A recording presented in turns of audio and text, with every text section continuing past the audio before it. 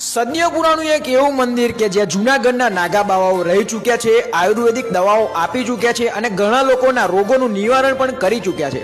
તો હા મિત્રો, હું વાત કરું છું વાલોડમાં આવેલું અને મહીસાગર નદીના કિનારે આવેલું કુકડિયા ગઢ એટલે કે મહીસાગર માતાનું મંદિર. તો આ મંદિરનો મુખ્ય રસ્તો છે એ તો તૂટી ગયેલો છે, એટલે ઘણા લોકો ઉપર જતા નથી, પણ મને ખબર છે કે પાછળની સાઈડથી જવાય છે.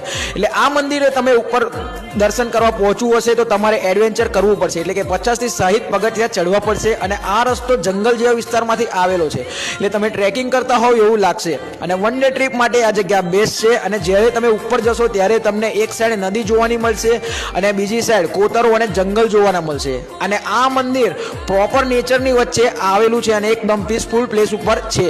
અને ઉપર શંકર ભગવાનનું મંદિર છે, ત્યાં તમે દર્શન કરશો. ત્યાં કોઈ અત્યારે પૂજારી જોવા મળશે નહીં, પણ એ મંદિરની જોડે બે ઓયડીઓ છે. ત્યાં એવું કહેવામાં આવે છે કે બે નાગા બાવાઓ ત્યાં રહેતા હતા.